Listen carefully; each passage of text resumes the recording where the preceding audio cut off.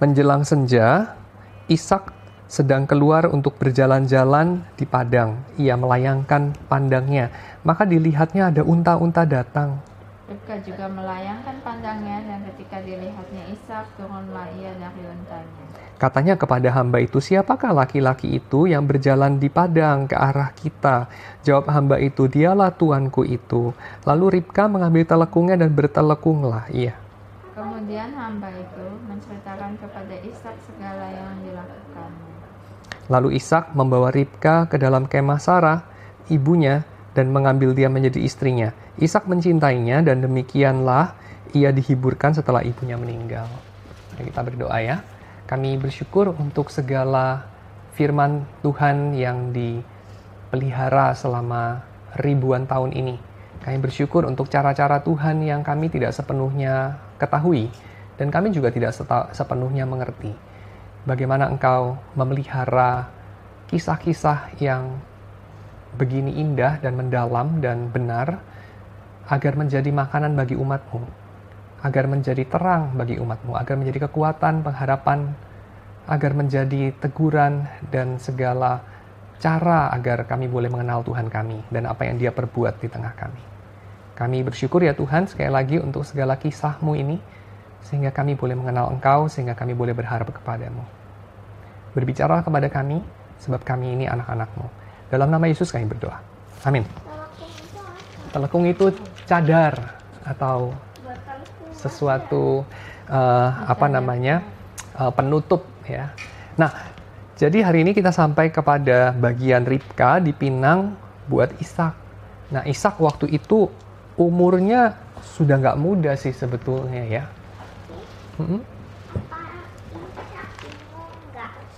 Kenapa tuh Ishak bingung? Kok papanya udah tua? Nggak bingung kali ya, karena waktu dia lahir papanya udah tua. Mungkin dia pikir papa-papa memang tua. Papa-papa memang umurnya 100 tahun kayaknya. Karena dia kan hanya lihat Abraham sebagai papanya, ya, yang udah tua. Mungkin dia nggak bingung sih, tapi Nahor kan saudaranya Abraham. Terus Nahor memperanakan Betuel, memperanakan Ribka. Jadi sebenarnya Ribka itu keponakannya. ya, betul sekali. Dan Nahor itu punya Allah yang lain tuh. Karena dikatakan Allahnya, terpujilah Allahnya Abraham, Allahnya Nahor.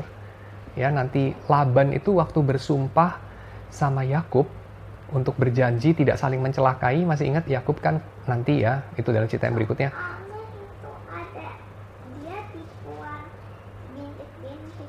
Betul, dia menipu-nipu dan segala macam, atau dianggap menipu. Lalu Yakub dianggap membawa kabur domba daripada Laban.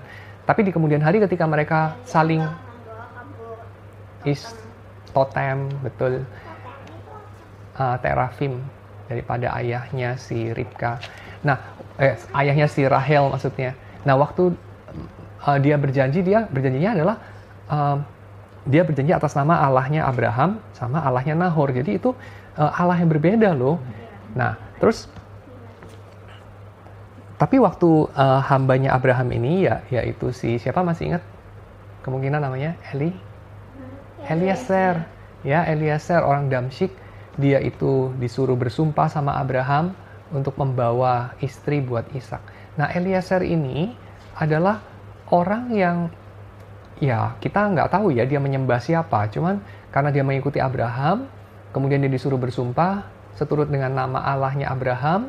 Kemudian hari juga dia memuji Allahnya Abraham yang sudah menurut dia membawa dia berhasil dalam perjalanannya. Nah, tapi kita mulai dari yang pertama dulu ya. Jadi intinya Ishak itu sudah umurnya cukup untuk menikah.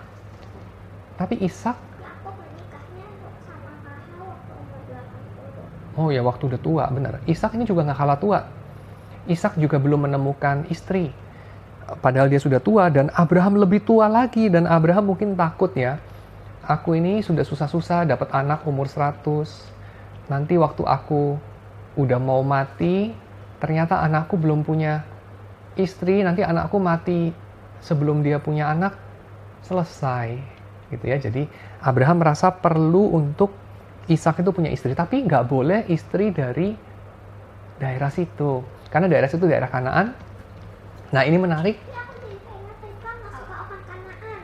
Ribka kan nggak suka orang Kanaan ya. Jadinya Betul. menikah sama orang Kanaan. Betul. Jadi ini menarik. Esau menikah dengan orang Kanaan. Esau menikah sama orang Kanaan. 2 lagi. Nah, menariknya adalah Ribka itu juga bukan orang yang keluarganya menyembah Allahnya Abraham loh. Dia menyembah Allahnya Nahor loh. Tapi rupanya agama itu satu hal, tapi kebudayaan itu hal yang lain juga. Dan ada yang lebih penting lagi, Allahnya Abraham secara spesifik kasih tahu kepada Abraham, jangan ambil istri atau keturunan anakmu itu memang dari perempuan lokal, ya. Dan nanti kita lihat secara eksplisit orang-orang yang menikah dengan perempuan lokal, terus hasilnya nggak bagus, ya.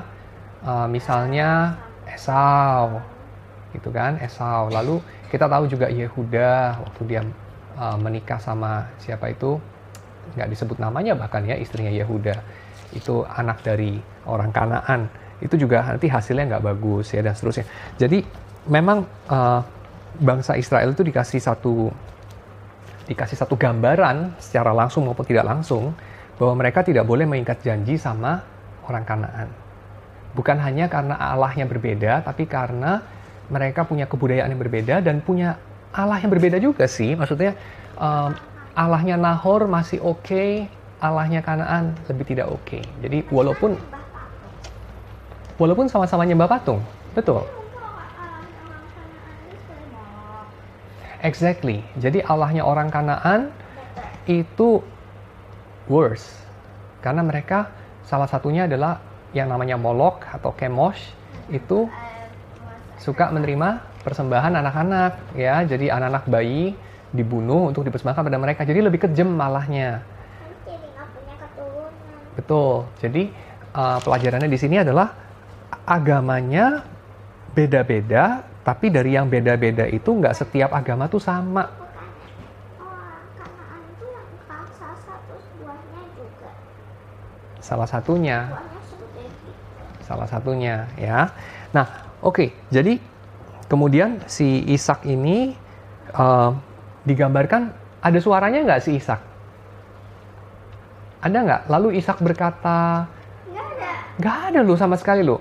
Jadi Ishak itu semua dalam kalimatnya dibilang sebagai kata benda pasif lah ya, sebagai orang ketiga, sebagai objek. Cuma lalu Ishak datang. Lalu Ishak datang, ya. Jadi Ishak itu, Lalu Ishak ditanyain siapa dia. Ishak itu sebagai objek dari pertanyaannya Ribka. Ishak itu sebagai objek dalam percakapannya Abraham.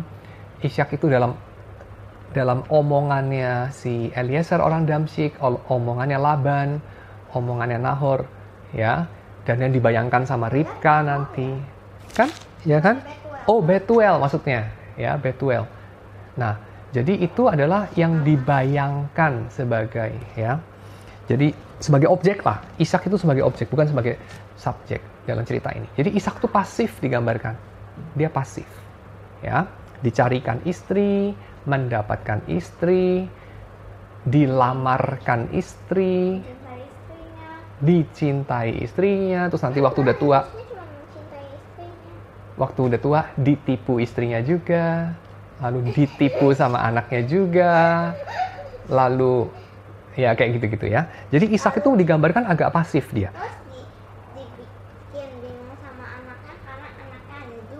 Betul, kok ini berbulu seperti Esau, tapi ternyata suaranya Yakub.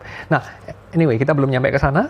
Jadi ini masih si Ishak ini belum menikah sih ya sama Ribka. Jadi dia nggak punya istri intinya. Lalu kemudian umurnya sudah cukup, bapaknya sudah tua, dan ayahnya khawatir kalau nanti aku mati, anakku nanti kawin sama perempuan lokal, selesai nanti. Ya, perjanjian dengan Tuhan tidak berlanjut. Jadi bagaimana ini? Maka Abraham menyuruh Eliezer untuk mencari istri di kampung.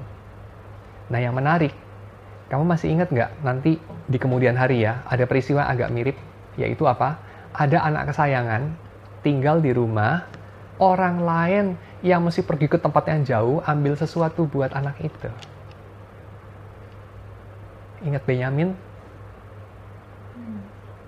Jadi Benyamin tinggal di rumah bersama dengan ayahnya dan 10 saudara pergi ke Mesir mengambil makanan ke Mesir. Masih ingat ya? Jadi ada seorang ayah yang menahan-nahan anaknya karena dia ingin memproteksi anaknya. Kalau Yakub supaya Benyamin tidak mati, supaya Benyamin tidak hilang seperti Yusuf. Tapi kalau si Ishak kita tidak tahu, mungkin karena Abraham masih sedih istrinya baru mati, Ishak juga masih depresi istrinya, ibunya baru mati ya. Karena Ishak ini dikatakan di sini dia dihiburkan hatinya karena ada Ribka ya, dapat istri dihiburkan hatinya. Jadi sepertinya waktu dia menikah itu dia masih depresi karena ibunya meninggal. Ishak ini anak mami kayaknya. Ya, dia anak mami dan maminya mati. Dia sepertinya dunianya kiamat. Ya. Kalau papanya mati enggak? Nggak tahu, kita belum tahu ya. Mungkin waktu itu juga dia sudah punya istri. Seperti Yakub ya. Nah, oke, kita lanjutin. Jadi kemudian Eliezer sampai di tempatnya Betuel dan Laban. Lalu dia berdoa sebelum dia sampai ke sana, dia sudah berdoa dulu. Ya, bagaimana ya caranya, dia pikir-pikir sepanjang jalan, naik unta. Tahu nggak untanya berapa? Banyak. Untanya 10. 10 unta itu mahal loh. Ya, 120 gram. Dia mahal. Unta tuh lebih mahal daripada kambing, lebih mahal dari babi. Unta ada kepunyaan tuannya. Betul. Lebih banyak lagi. Punya lebih banyak, karena Abraham itu waktu menyerbu, membebaskan Lot, bawa 300 pasukan. Lot siapa? Lot itu keponakannya. Bawa 300 pasukan, 300 itu yang naik unta berapa tuh? Masa cuma 10 lebih kan? Dia saudaranya Adam. Oh bukan. Oh ya, Lot yang saudaranya Abraham. Lot yang saudaranya Abraham. Enggak, Lot itu keponakannya. Dia kan anaknya siapa aja. Betul, keponakan maksudnya. Anaknya Saudara Adam. itu masih family, ya. Lalu dia itu kan satu hari ditawan orang, lalu kemudian harus dibebaskan. Nah, anyway, jadi onta itu mahal deh, unta itu mahal. Ya, dan Abraham itu memberikan kepada Eliezer, silakan dibawa untanya 10, ya. Lalu kemudian bawa juga perhiasan emas dan perak dan baju yang bagus-bagus. Dan kemudian itu semua dibawa untuk melamar perempuan yang nggak tahu lah perempuannya siapa. Mereka nggak ada tujuan yang pasti loh. Memangnya Abraham tahu ya bahwa Betuel tuh punya anak perempuan? Jangan-jangan anaknya cowok semua. Nggak tahu kan? Dan Eliezer tahu ya rumahnya Betuel di mana. Jadi dikasih tahu by Google Map gitu. Tapi kan itu kan Abraham dia punya saudara. Abraham punya? Itu kan keponakannya Abraham itu.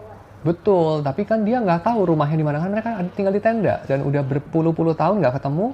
Mungkin tendanya udah dicabut, pindah lokasi karena tempatnya jadi kering atau apalah. Ya kan pindah. Dia pergi ke sumur. Kan tenda bisa pindah-pindah, Ya kan pergi ke dia sumur. ke tempat itu aja. Tapi dia juga kan nggak tahu bahwa itu adalah Ribka. Dan itu siapa tadinya dia harus tanya. Jadi mereka nggak punya rencana.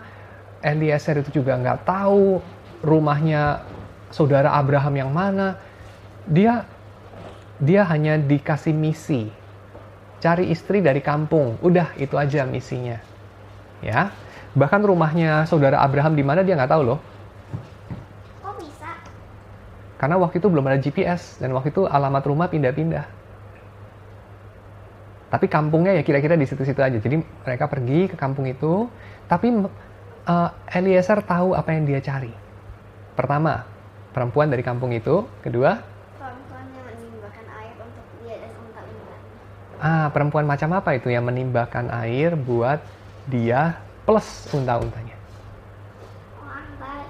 Orang baik, ya, orang yang baiknya itu bukan cuma sama keluarga sendiri, tapi juga sama semua orang. Orang yang baiknya itu Bukan keluarga. bukan. Bahkan Eliezer itu nggak kelihatan kayak orang keluarga Abraham kan? Wong dia orang Damsyik, betul. Jadi orang yang baik tanpa pandang bulu. Makanya Eliezer yang bikin. Barangkali, tapi barangkali juga karena Abraham terlalu tua ya. Udah umurnya 160 tahun mungkin waktu itu. Dan dia bilang jangan Ishak dong yang dikirain. Dia nggak surprise. Iya. Atau mungkin juga Ishak terlalu sedih untuk pergi-pergi. Ya, jadi intinya, Langsung dibilang nggak mau. jadi akhirnya si Eliezer pergi, dan waktu dia ke sana dia berdoa sama Tuhan, istrinya Ishak itu harus orang yang sangat baik. Bukan hanya baik kepada keluarga sendiri atau bangsa sendiri atau agama sendiri, tapi baik sama siapa saja. Karena Ishak masih sedih. Ya, lalu kemudian dia ketemu, memang jawabannya, waktu dia bilang, boleh nggak aku minta air? Dia bilangnya minta air sedikit. Tapi dikasihnya bukan hanya minum sampai kenyang, dikasihnya sampai untanya pun minum. Jadi bukan hanya baik sama orang loh, baiknya bahkan sama binatang. Dan kamu tahu nggak unta bisa minum berapa liter? 100. Wow, unta bisa minum banyak ya. Anggap unta itu minumnya 10 liter. Anggap. Oh, lebih daripada 10 liter. Unta minumnya berapa liter sih? Ini itu 30 liter. Coba Mami googling unta minumnya berapa liter. Kenapa? Kerekam loh. Iya. Kenapa ya dibilangnya 100? Camel. 100 liter. 130. 130 liter. Coba 130 kali 20 berapa Mi? 2.600. Ya. 2.600 liter dia timba untuk unta-untanya si Eliezer. 130 kali 10. 130 dikali 20. 20 unta. Oh, 10. Ya. Cuma 10. Jadi kalau 130 kali 10 berarti 1,3 ton air. Ya. 1.300 liter air. Bayangkan. Kamu pindahin air 1,3 ton. Kan dia bolak-balik. Dia bolak-balik, betul. Tapi itu dia, wah, menimba air banyak sekali loh. Bayangkan. Sumbernya mati nggak? Sumurnya sih cukup airnya. Cuman dia itu berarti perempuan yang rajin banget. Dia repot begitu banget buat orang yang bukan keluarganya, orang asing, dan seterusnya ya. Dia bawa ke satu. Lalu kemudian orang itu langsung kasih pemberian-pemberian yang banyak sekali ya kepada si Ribka. Dikasih anting-anting dan segala macam. Lalu kemudian Ribka berlari pulang. Waktu dia pulang, Ini cuma satu ya? apa? Nanti cuma satu. Soalnya Di- taruh di hidung. Ditaruh di hidung, betul, cuma satu. Kalau dua jadi lucu, stereo ya. Nah, terus dia berlari pulang, lalu kemudian ketemu sama si kakaknya. Nah, Laban ini menarik nih ya. Kamu tahu nggak kenapa yang menjumpai Laban? Kenapa bukan Betuel? Soalnya Betuel udah tua. Bukan hanya itu, kan perjalanannya nggak jauh. Karena Pulang rumah. Ishak tidak Betuel ikut. rumah. Karena Ishak tidak ikut. Jadi Jadi kalau Ishak tidak ikut, yang nerima ya kakaknya aja. bukan Nggak perlu papanya. Tapi kalau yang datang itu Abraham sendiri, Betuel itu cowok kan? Betul nggak? Dia bilang, ayahku Betuel, anak Milka, ya toh? Jadi Betuel cowok nih. yang ibunya siapa? Nah, ibunya nggak dibilang. Tulisnya pulang. Nah, anyway, dia pulang, ketemu Betuel, tapi yang disuruh maju keluar itu adalah Laban. Karena yang datang hambanya Abraham, bukan Abraham. Nggak usah susah-susah. Nggak usah susah-susah. Kalau yang datang raja, yang nyambut raja. Kalau yang datang Perdana Menteri, yang nyambut Perdana Menteri. Kalau yang datang menteri, yang nyambut menteri juga, gitu. Tapi kalau datangnya rakyat jelata yang nyambutkan rakyat jelata. Kurang lebih begitu. Nah, anyway, kemudian datang si Eliezer ke rumah, disambut sama si Laban. Lalu Laban kemudian Emang Laban direndahkan? direndahkan. Nggak direndahkan. Laban melihat betapa banyak dan indah-indah yang diberikan sama si Eliezer. Lalu dia jadi semangat deh ya, si Laban ini memang agak-agak begitu deh ya orangnya. Lalu dia keluar dan menyambut, dan kemudian mereka dealing. Ya, nah waktu mereka dealing ini menarik juga. Mereka tanya langsung kepada Ribka. Biasanya kalau ayah sama ayah yang deal, itu anak perempuannya nggak ditanya loh. kasihan ya zaman itu ya. Tapi karena ini yang deal kakaknya sama hambanya yang membicarakan pernikahan, jadi akhirnya mereka tanya sendiri sama anak perempuannya, ya kamu mau nggak ikut orang ini? Lalu rupanya si Ribka bilang aku mau, ya maka dia menjadi ibu dari bangsa Israel, ya. Lalu kemudian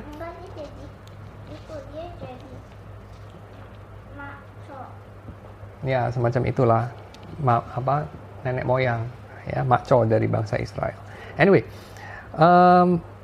dia kemudian mengikuti si hamba itu, dan dia belum pernah melihat mukanya si Ishak seperti apa, tapi dikatakan di sini, dan ini menarik karena tidak pernah dikatakan Abraham itu mencintai Sarah istrinya. Juga nggak pernah kan mereka berantem terus tuh. Oh ya mungkin juga ya. Tetapi dikatakan Ishak itu mencintai istrinya, ya si Ribka ini. Jadi itu menarik. Ini adalah sesuatu pernikahan yang agak jarang kayak begini, karena biasanya kalau diatur ya tidak adalah cinta-cintaan, ya hanya ada kewajiban, kepantasan, kebaikan mungkin dan seterusnya. Terus Abraham sama Sarah, kamu harus menikahi Hagar. Mungkin, lalu sudah menikahi, lalu Hagarnya ngelunjak, lalu bilangnya, gara-gara kamu tuh ya, usirlah hamba itu. Waduh, ya. Terus Abraham katanya jadi sebal hatinya. Anyway, jadi kemudian kita tahu bahwa ini caranya Tuhan untuk menyediakan. Ini caranya Tuhan untuk menyediakan bagi perjanjiannya, walaupun Ishak itu diceritakan sebagai orang yang pasif, ya. Jadi kepasifan manusia itu tidak menghalangi rencana Tuhan terjadi, karena toh pada akhirnya Ishak itu tetap dipakai Tuhan meneruskan keturunan daripada Abraham. Tapi memang sih cerita hidupnya Ishak kurang lebih ngulangin apa yang terjadi pada Abraham. Ya, ada kelaparan, mengungsi ke negeri asing, lalu balik lagi, lalu menipu orang di negeri asing itu. Ya gitu aja, jadi kurang lebih ceritanya sama lah sama bapaknya. Ya, tidak ada satu perkembangan yang berarti. Nanti kita lihat ceritanya lebih menarik waktu Yakub. Ya, ceritanya pada saat Ishak ini kurang lebih just ngulang. Yakub itu pilih istri sendiri. Ya. Tuh. Oke, jadi kita sampai di situ ya. Mari kita masuk dalam doa. Oh ya, karena dia mengambil lagi, karena dia tahu ibunya tidak suka perempuan Kanaan ya. Yakub kan itu dia istrinya berarti juga 3, soalnya kan dia menikah sama pelayannya, sama bundiknya 2, jadi 4 si Yakub itu.